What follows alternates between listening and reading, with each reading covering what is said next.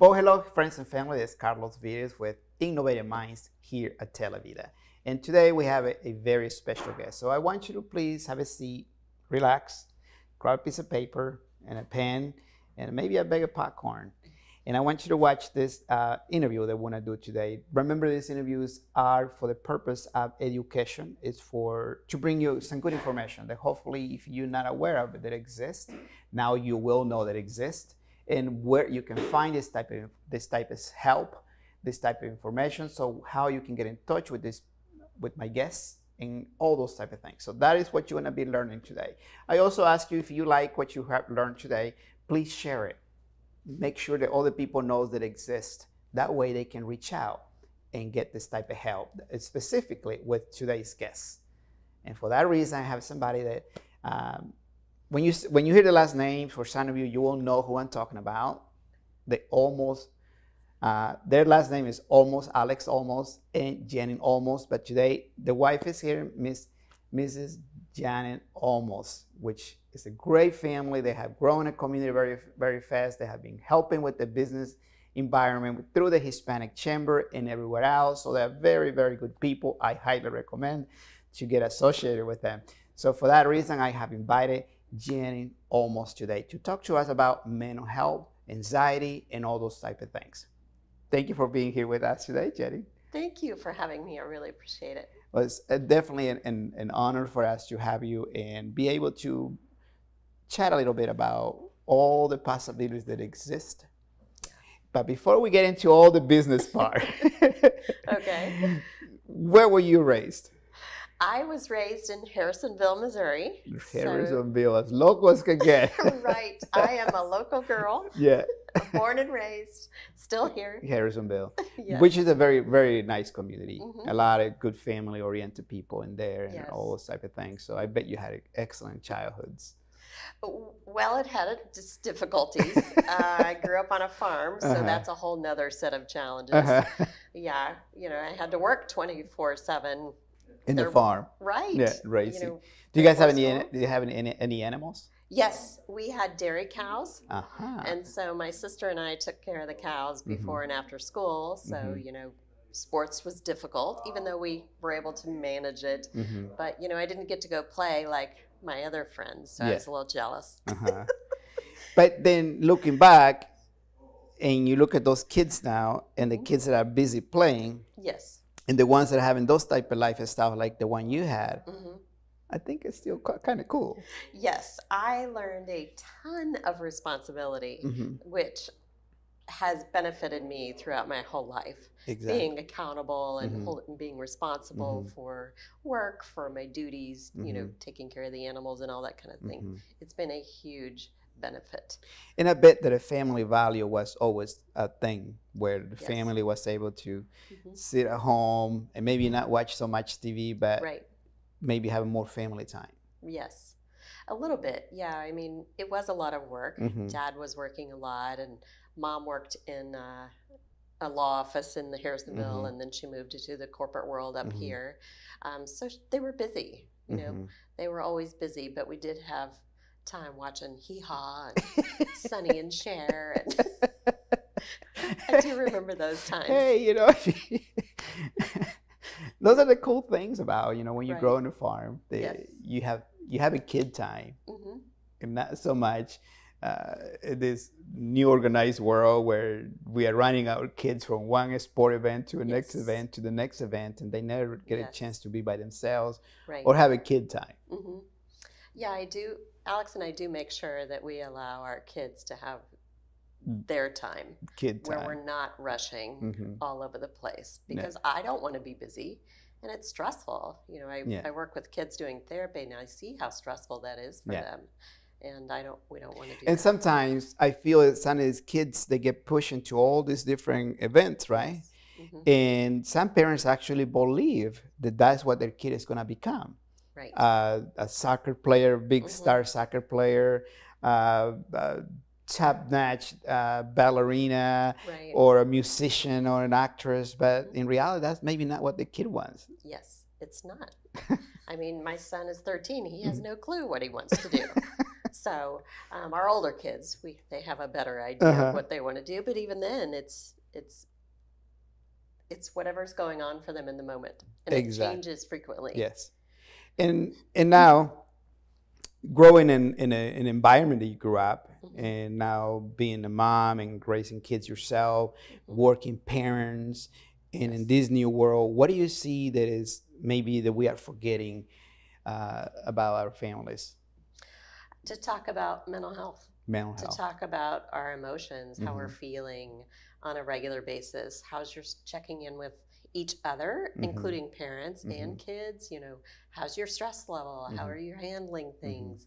Offering more guidance to our kids and even each other as spouses. Offering more guidance in how to support each other emotionally and things like that. But that's the biggest thing, not talking enough about how we're feeling. Excellent.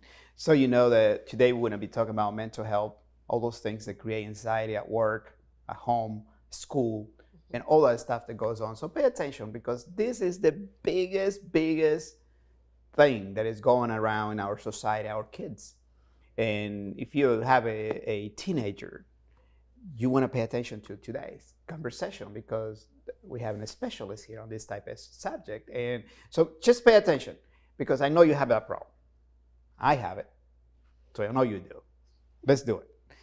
Tell me a little bit about what you went to college, and you became a specialist in this subject. Yes. My bachelor's degree was in education, and I never taught because I wasn't confident enough. And then I went to treatment for addiction. And when I was there, I came back into the corporate world, which is where I'd been for about 15 years. And I realized that the corporate world was no longer fulfilling. It didn't allow me to use all these new skills, these new life skills on handling stress and how to actually have deep conversations with people, how to build intimate relationships with them in a healthy way. Corporate world didn't allow that. So I did go back to school and get my master's degree and in counseling. And so I've been doing that ever since for about 10 years now. That is fantastic. So now you got a master, because when you do something for 10 years and you do it well, that automatically gives you a master. Well, I had to do that first before I did. They won't let me do counseling without a master's degree. So you got it twice. The bachelor's and then the master's. No, what I meant in the corporate world, they always say that if you've been doing something for 10 years or longer, that you now have a master's degree just by doing the work. Oh, but but you will also have your actual master's degree, and then you went and did it. And you do it, and now you know exactly what it takes. And you have done thousands of consultations, and so you know what's going on. Yes, I do. It has been a great gift, because just like you, I wanted to pay it forward. My counselors gave me a lot of help. I learned more during treatment than I had in my 30-some years before then. And so I want to share that with other people. Now, do you mind me asking what type of recovering were you coming from? So it was for sex addiction. Growing up on the farm, there were pros, but there were also cons. We didn't talk enough about feelings, and I didn't know how to relate to people. And so, unfortunately, sex was the way I did that. And so I had to, and also I had encountered some trauma as a teenager, and I didn't even know it was trauma until I went to treatment.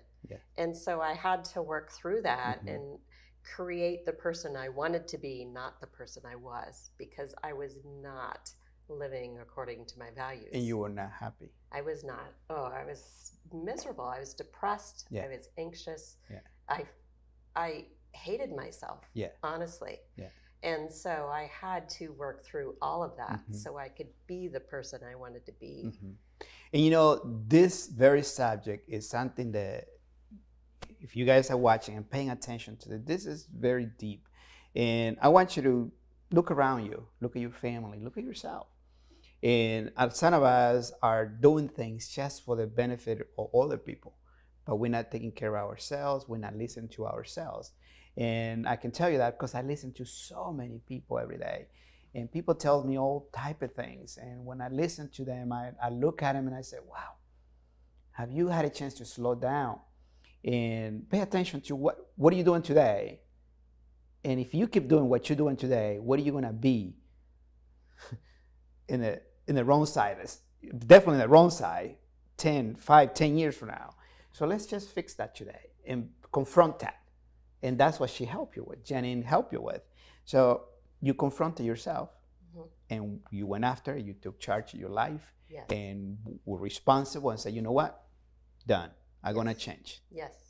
I'm going to be who I want to be in the right way, right? Right. So then you moved on, went through therapy. Yes.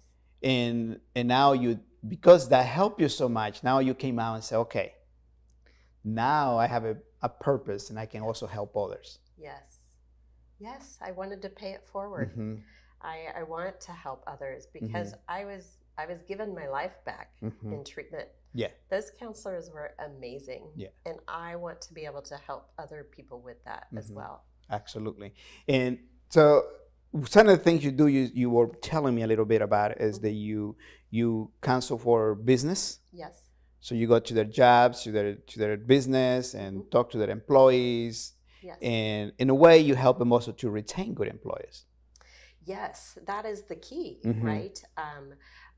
Mental health strategies in our businesses are critical, especially right now with all these discussions about mental health. Mental health is prevalent in the news right now. And so we need to start addressing it more directly in the workplace with our employees.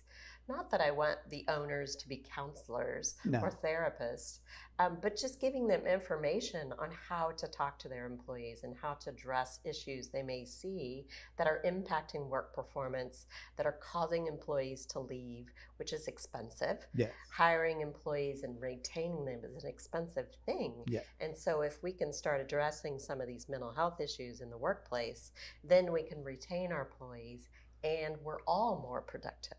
Yeah. So the information that I share is not only with the owners, it's with the employees. So they're all working together to address whatever's happening, like depression, anxiety, burnout, whatever it is. They're addressing that and not letting it interfere with the work environment. And then you suggest that in a session and as a group, or you suggest that this becomes one-on-one, or how are you having the most success in the business environment? So a lot of it is group related, but if there are certain employees that are really struggling, I will meet with them one-on-one. For example, I'm working with an organization where there's a lot of compassion fatigue. They work in an environment where they have to care a lot for their customers. Yeah. And there's several different types of customers. And so giving that compassion to people all day long fatigues them emotionally. And so I'll be working with them not only in small groups and with the management team and the employee teams, but as individuals as well. And you know what? And that is a very interesting subject, because for people that does that, they go home and they're carrying all this weight. Yes. Of all the work they do with others, for others, then they take it home and they are carrying this and they become somebody else. Yes, they do. It can absolutely affect your relationships at home. So that's why I like bringing it into business, because it makes it more common. It's not such a stigma. It's not something you just talk about at home. It's something you talk about in the workplace, because we're human. It's hard for us to compartmentalize our personal lives from our professional lives. And so let's make it all work together more successfully, so we're not negatively impacting our relationships at home or at work. Correct. And in these relationships, sometimes it's not only at home, but also, the business partners that you have. Yes. Because you can have a little store here, but I call them alliance. So your vendors, people you do business with, people who you buy your goods from to resell, your personal clients, and you start seeing people a different way. Only because you have something in your head that is burning in your mind, you can't get rid of it. And that goes for your employees, for the owner of the business. Yes. Start with the owner. Right. And then brings that down to the employee, and then the employer communicates that to the client, and then it becomes toxic. Yes. Oh, absolutely. Yeah, we want to catch all of that. Mm-hmm. So, the owners have healthy relationships Mm-hmm. with their people that they do business with Mm-hmm. and with their employees and vice versa. Mm-hmm. Yeah, that's how I see myself helping clients is Mm-hmm. either through the owners who have a real passion for mental health and helping all of their employees, or the employees bringing it to the owners and saying, hey, we need some help in this area, Mm-hmm. and Janine is here to help you.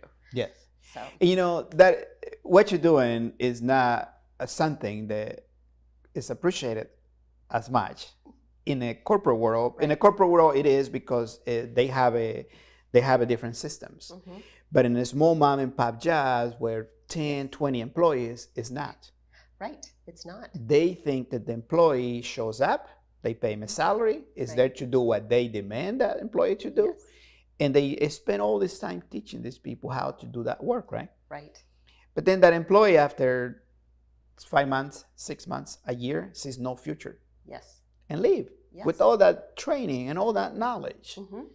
And that's costly to a small mom and pop business. Absolutely, it is. Yes. But what you do, Mm-hmm. and a little bit of what I do, can change a business Yes, it can. and retain those employees and Mhm. become partners with them Right. and grow bigger business. Yes. Tell me a little bit about how you see that.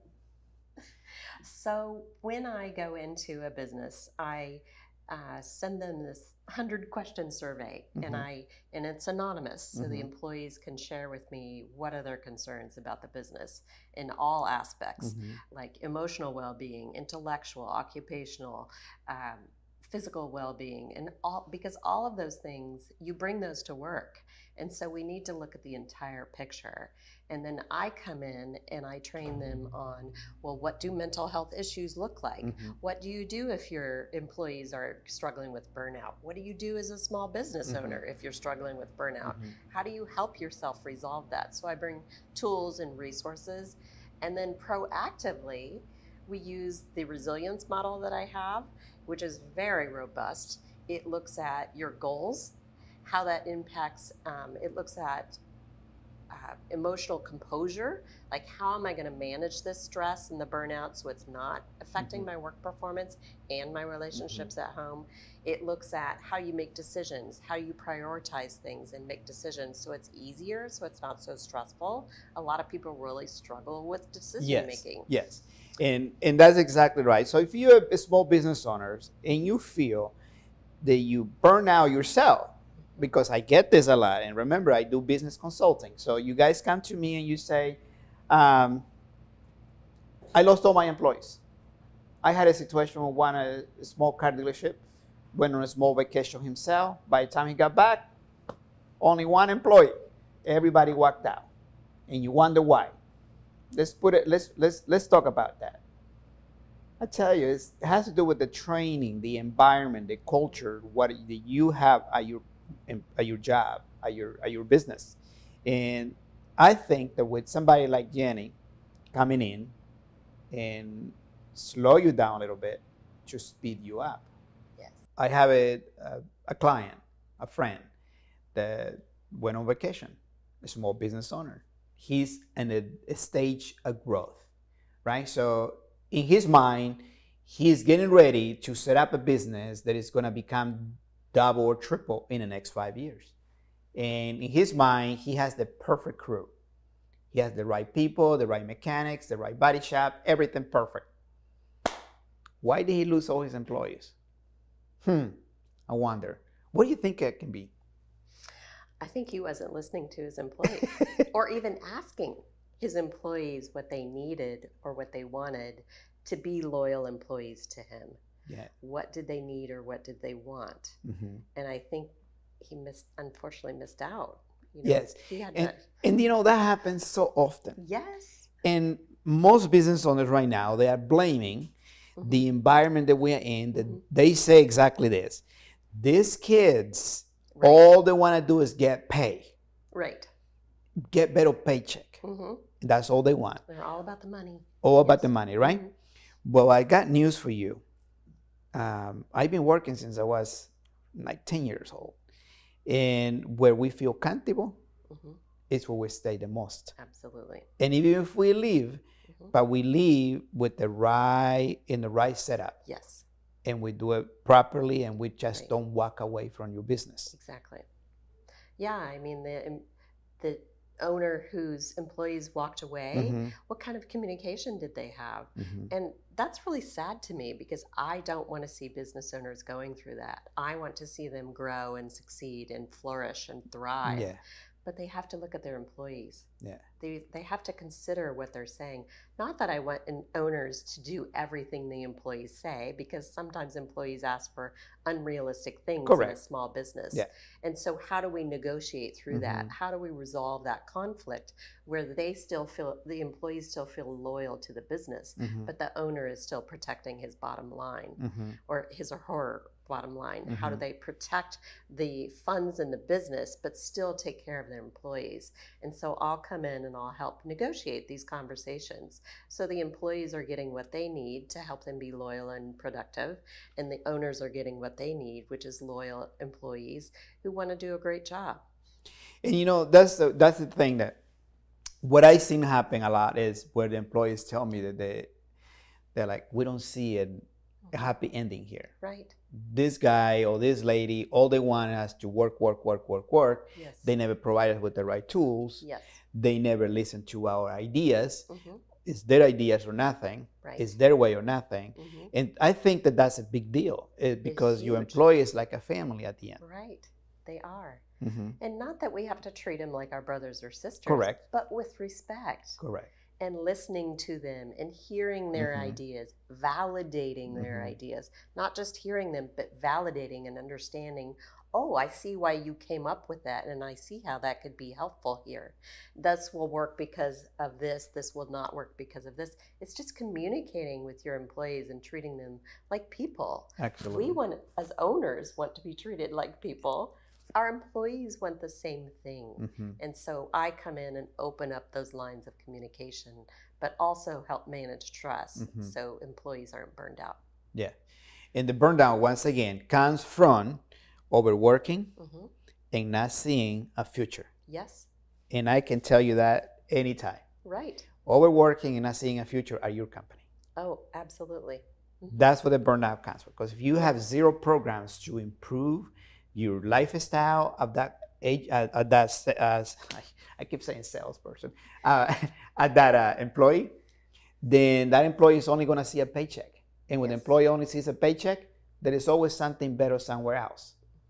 And that's where they live, because they see no future at your company. Right. Is that something valid? Oh, gosh, yes. That's what I'm seeing right now with the companies I'm working with. If they don't see a future, they're looking for other jobs. And it's worrying the business owners. You know, how do they retain their employees? Well, you have to offer things that the employees are needing to help them manage stress and reduce burnout and not have burnout. So the model I bring in helps build resilience so that they're not encountering as high a stress, and they can not be burned out. So the employees stay with the owners and help build the future. And then some employers also never spend any time understanding that employee personality. Right. And they want to put that employee in a place that don't belong. Right. And they expect the same results as the other person that they used to have there. Right. That maybe was the right person at the right place. Yeah. Is that something also you work with them as well? Absolutely. We all have expectations, right? The owners have expectations that their employees are going to do exactly what they say, but are they putting the right people in the right position? Just what you hinted to. Yeah. Are they communicating with that employee to learn what they want, what they don't want, what they think they're good at, and what they're not good at? Are they looking at strengths and weaknesses and how they're going to fit well into the position? But also the owners, if they talk to their employees, they could probably get ideas on how to use that employee to help them grow the business. Yes. And that's one of the things that, if you had been to my meetings, I always talk about the importance of understanding the strengths, the weakness, and the opportunities of your employees, of your company, your organization. Sit down with your people. At least if you can't do it weekly, then do it once a month. Sit down with everybody, have a cup of coffee and chat. you know, when I was in Honduras, this very rich guy, he owns a bank actually. He said to me, Carlos, the way I train my people is I take them out and I give them few beers. And then I listen for them to tell me the truth about my business. Yes, that's wonderful. I love that. Because he believes that when people is losing up with a little alcohol, yes, they always speak what they feel. Right, they do. And he said the next week I come back and I start working on everything else that I picked up. Yes. And that's how I do my training. Right. Yes, you learn a lot from your employees if you actually have a conversation with them. And I thought that was pretty cool that he did it that way. Well, yes. I don't think it's a long-term thing. Right. I don't think it's the proper way to train employees. No. But to his purpose was to just listen for ideas and how to grow his company. Yes. And retain employees at his bank. Mm-hmm. But in the United States, we don't do things that way. We do it more educational. That is a long-term education. It's not something temporary over a beer, a beer. Right. Yeah. There are many ways you can gather that information without feeding them alcohol. Feeding alcohol and creating a bunch of drunk. Right.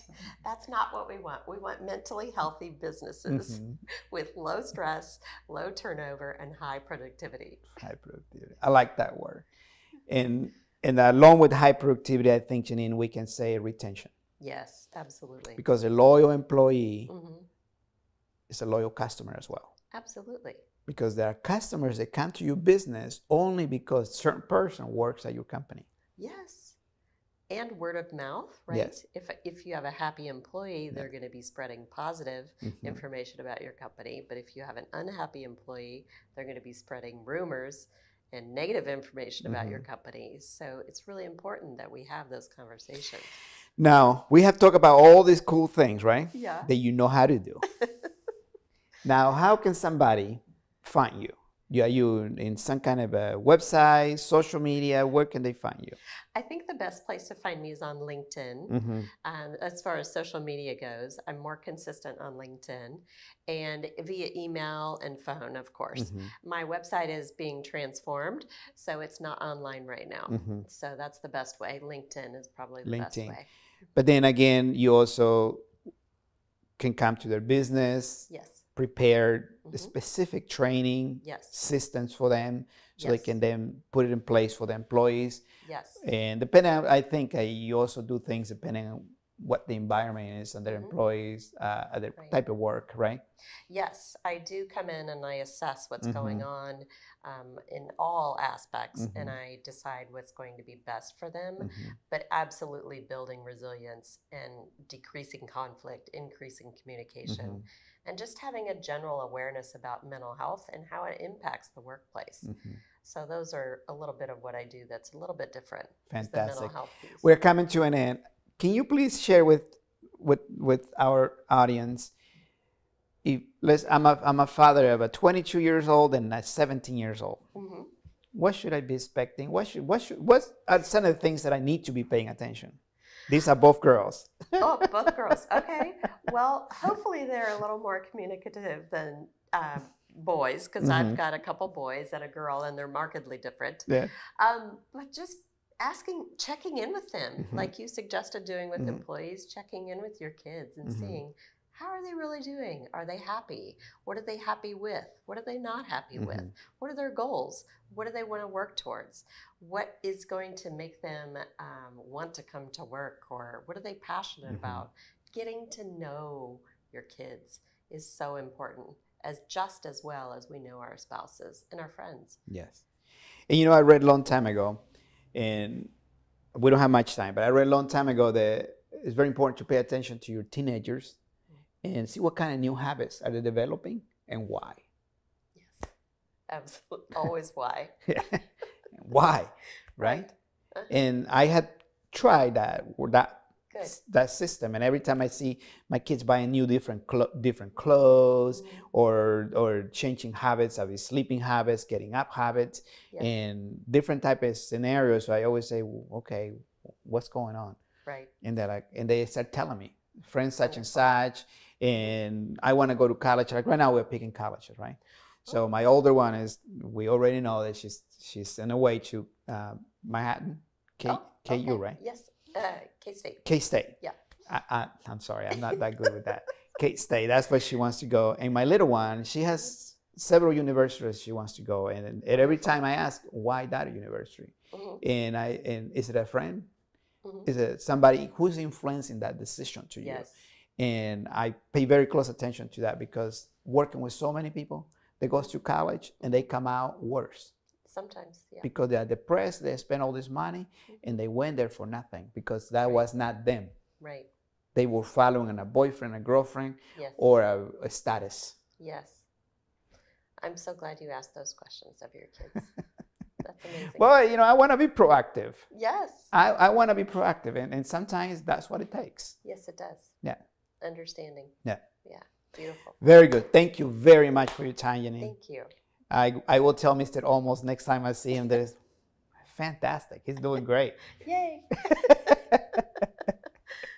I enjoyed chatting with you a little bit and learning more about what you do and how you can help the community. And I can definitely feel that if I was talking to you for the purpose of helping myself, I will come out feeling well. That's the whole point. Yes. Yes. Thank you. Thank you. Well, for those of you that had a chance to sit here through the entire interview, as you can see, you have picked up some good information, some good ideas, but knowing that a person like Janine Almost is available, you can find her on LinkedIn, send her a friend request or a message, ask her privately, hey, can you work with me? Can you listen to my craziness for a minute? And she will listen to you, and hopefully will help you. But those of you that are struggling with retaining employees, this is exactly what you need to do. You need to have somebody like Janine Almost come to your business, do an assessment, help you first so you can help your employees. Because if it fixes you, then we'll fix your employees. Everything will look better. Because sometimes employees don't leave their business for better pay. They leave their business for the environment they're in. They don't feel comfortable with your environment, the way you talk to them, the way you look at them, the way you behave around them, or sometimes even the way you behave towards your customers. Sometimes those employees, and I tell you for me, sometimes we fall in love as employees, we fall in love with these clients, but then we see you making so many mistakes as a business owner. And because your values don't align with my values, I leave you. It's not about money sometimes. It's about values. And how do you treat that employee, and what do you project? Well, there you have it. It's Carlos Vite with Innovative Minds at Televida. I'll see you soon.